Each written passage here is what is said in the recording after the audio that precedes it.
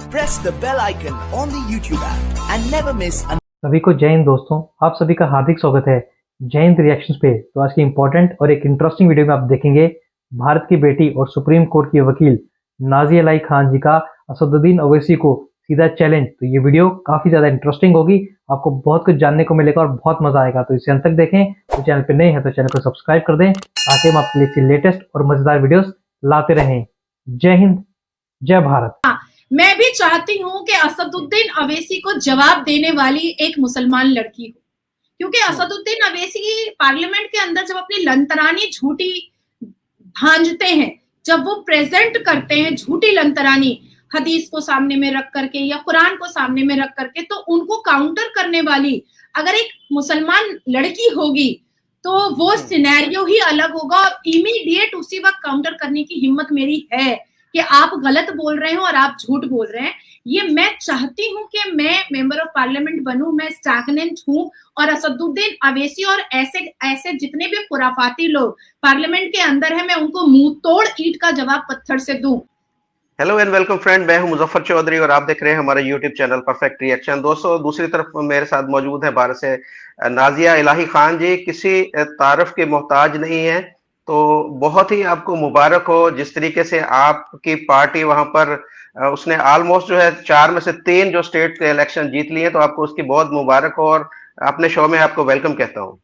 नमस्कार, अस्सलाम वालेकुम। माता की जय, नमस्कार। Thank you so much, thanks a lot. सच में बहुत टफ था, लेकिन जीत हमारी हुई और भारी बहुमत में हुई।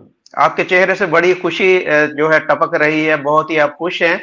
तो आपको वैसे उम्मीद थी कि इतनी बड़ी आपको कामयाबी मिलेगी वहां पर? देखिए, मोदी जी ने 9 साल में हमें यही सिखाया है कि nothing is impossible, everything is I am possible. ये उन्होंने सिखा दिया है हम लोगों को, और जिस तरह से मातृभूमि से मोहब्बत करना दोबारा हमने सीखा है, और जिस तरह से मोदी जी को देख करके हम भी एनर्जेटिक हो जाते हैं, चाहे जितने भी बीमार हो, चाहे जितने भी थके हुए हों। एक बार मोदी जी को किसी न्यूज चैनल पर देख लेते हैं, उसके बाद समझ में आता है कि नहीं, हम तो बीमार हैं ही नहीं है और हम हमारे अंदर कमजोरी भी नहीं आई है और हम थके हुए भी नहीं है। तो वो जो करिश्मा है, वो मोदी जी से हम लोगों को जो प्रेरणा मिलती है, वो कहीं ना कहीं काम आती है। और मुझे पूरी उम्मीद थी, लेकिन उस उम्मीद में मैं इतना जानती थी कि हमारे कार्यकर्ताओं में को राजस्थान में और छत्तीसगढ़ में बहुत बहुत टॉर्चर सहना पड़ेगा। मुझे सिर्फ इस चीज का ही मलाल था, क्योंकि कार्यकर्ता जो जमीनी कार्यकर्ता होते हैं वो सब कुछ फेस करते हैं। हमारा क्या होता है कि हम मन सजा होता है, झंडे लगे होते हैं, हम जाकर के अपनी भाषण, अपनी स्पीचेस तो रख देते हैं, पर उन तमाम फैक्ट को जो हम रखते हैं माइक पर, उसके बाद झेलना भी उन्हीं को पड़ता है, जमीनी कार्यकर्ता को। तो मुझे लगता है कि छत्तीसगढ़ और राजस्थान में हमारे जमीनी कार्यकर्ताओं ने जो शेरदिली दिखाई है, जो हैशटैग मोदी गारंटी का जो करिश्मा उनके ऊपर जो एक रिफ्लेक्शन आया, और वो सब कुछ भूल करके कि हम जेल जाएंगे, हमको पीटा जा रहा है, हमको मारा जा रहा है, हमारी हड्डियां तोड़ी जा रही हैं राजस्थान और छत्तीसगढ़ में, सारी चीजों को उन लोगों ने मतलब सहा है, बर्दाश्त किया है। और फिर भी मतलब हर हर मोदी, घर घर मोदी, मोदी आएंगे, मोदी छाएंगे, ये जो नारा लगता रहा, और जय सिया राम का, उससे एक मतलब एक उम्मीद जगती रही थी कि नहीं, जब जमीनी कार्यकर्ता नहीं थक रहे हैं, तो मुझे लगता है कि इस बार जो है, इस बार हैट्रिक लगेगी और कम से कम 3 राज्य तो हमारे हाथ में आएंगे, और वो आए हैं और हम बहुत खुश हैं, बहुत खुश हैं। आंखें नम हो जाती हैं जब मैं कार्यकर्ताओं के बारे में बात करती हूँ, अभी भी मेरी आंखें नम हो गई हैं, क्योंकि पश्चिम बंगाल के इलेक्शन के वक्त में मेरे ऊपर भी FIR हो गया था, और पश्चिम बंगाल में इलेक्शन के वक्त में मेरी भी गाड़ियां तोड़ी फोड़ी गई थी। इवन 2021 के इलेक्शन के बाद तो एसिड अटैक वगैरह भी मेरे ऊपर हुआ था। तो मैंने बहुत नजदीक से इलेक्शन उन राज्यों में देखा है जहां पर भारतीय जनता पार्टी की सरकार नहीं होती है स्टेट में, तो उन राज्यों को मैंने बहुत पास से और बहुत करीब से देखा है।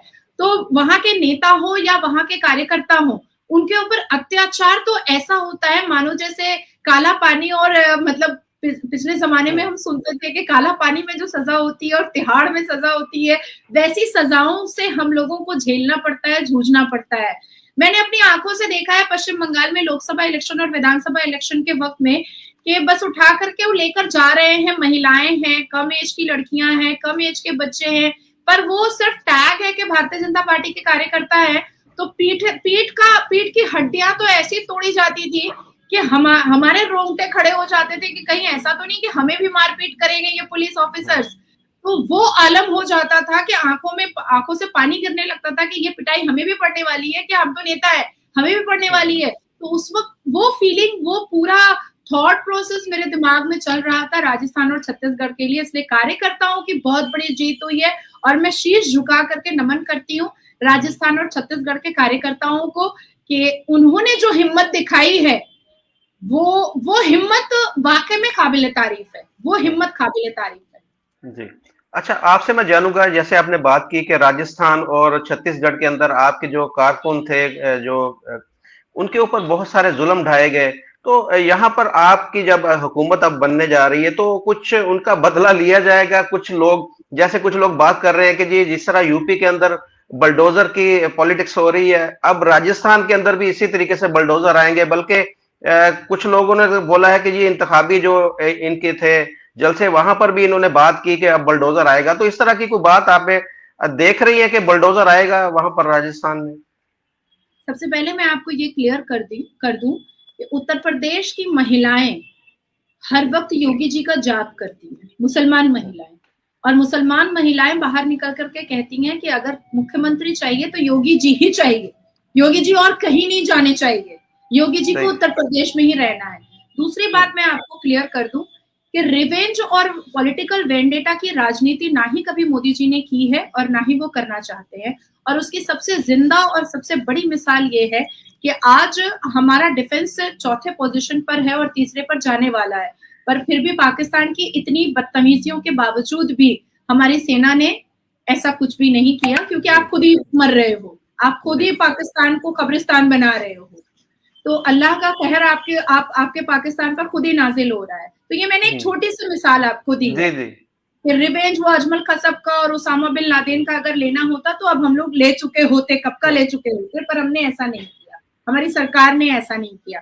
हाँ, अवैध निर्माणों को, इलीगल कंस्ट्रक्शन को तोड़ना, अगर आपको लगता है बुलडोजर चलाना एक वेंडेटा निकालना है तो चलिए इसका नाम दे सकते हैं, कोई बात नहीं है, लेकिन इलीगल कंस्ट्रक्शन तो टूटने चाहिए। क्योंकि कई बार ऐसा होता है कि 30 फुट की जमीन पर दो फ्लोर बिल्डिंगें बन जा रही थी, और फिर जब वो धंसता था, गिरता था किसी तेज हवा से या नेचुरल किसी सर्कमस्टांसेस की वजह से, हमला आने की वजह से, तो एक ही जगह पर 100-150 मौतें ऐसे होती थी जैसे लगता था कि इंसान का कोई मोल ही नहीं है। अब आई बात अवैध निर्माण के, जो गवर्नमेंट ऑफ इंडिया रेलवे की जमीन है वहां पर आपने मदरसे बनाकर रखे हैं, गवर्नमेंट ऑफ इंडिया बैंक की जमीन है वहां पर आपने मदरसे बना करके रखे हैं, गवर्नमेंट ऑफ इंडिया के अलग अलग डिपार्टमेंट्स की जमीन है वहां पर आपने मदरसा बनाया है, मस्जिद बनाया है। तो भाई आप वो तो तोड़ना पड़ेगा ना, या 99 लीज का आपने अगर मस्जिद बना करके रखा है तो 99 साल अगर हो जाएगी तो तोड़ना तो पड़ेगा ही, उसको तो खत्म करना ही पड़ेगा। अब बात आती है कि अभी मेरे ख्याल से 10 दिन पहले लारेब हाशमी नाम के एक लड़के ने उत्तर प्रदेश में एक बस कंडक्टर का गला रेत दिया, लब्बैक लब्बैक कह करके, और वो आपके पाकिस्तानी इस्लामिक प्रीचर का 6-6 घंटा यूट्यूब पे सुनता था। और क्योंकि कुरान कह रहा है कि जिहाद में गला काटना अल्लाह और रसूल के नाम से जायज है, तो उसने वही किया और वीडियो भी बनाया। अब पता चला कि भाई उसकी जमीन, वो जिस घर में रहता था वो इलीगल कंस्ट्रक्शन पर है। तो वो तो जब पन्ने खुलते हैं, फाइलें बनती हैं, तो वो समझ में आता है और इलीगल कंस्ट्रक्शन टूटते हैं। तो हमारे मतलब पॉलिटिकल पॉलिसीज में पॉलिटिकल वेंडेटा कुछ भी नहीं है। मैंने आपके साथ डिस्कशन किया था कि 1992 में अजमेर में बहुत अश्लीलता हुई थी, अजमेर शरीफ में, तो अगर उसको कंट्रोल किया जाएगा तो अब आप कहेंगे पॉलिटिकल वेंडेटा है। तो दिस इज नॉट ट्रू ना, ये तो कहना बिल्कुल गलत हो जाएगा। अब जैसे 2 सितंबर 2023 में कैमरा ऑन करके एक हिंदू औरत को पूरा नंगा कर दिया गया था और 5-6 लोगों ने बलात्कार किया था राजस्थान में, और उसके बाद फिर उसका पूरा वीडियोग्राफी किया था और न्यूड परेड कराया था। तो अब इस पर अगर लोग अरेस्ट होते हैं और पता चलता है कि उनके जितनी भी जमीन है वो अवैध है, उसको तो किया ही जाएगा। अब जैसे 10 मार्च 2022 में ये डेटा आया था कि राजस्थान पूरे भारत में रेप में लिस्ट में टॉप 1 पर है। तो वहां के राजस्थान के parliamentary affair minister Shanti Dhariwal जो कांग्रेस के नेता थे, उन्होंने क्या कहा था, क्योंकि राजस्थान मर्दों का शहर है इसलिए बलात्कार ज्यादा होता है, और ये गूगल में है।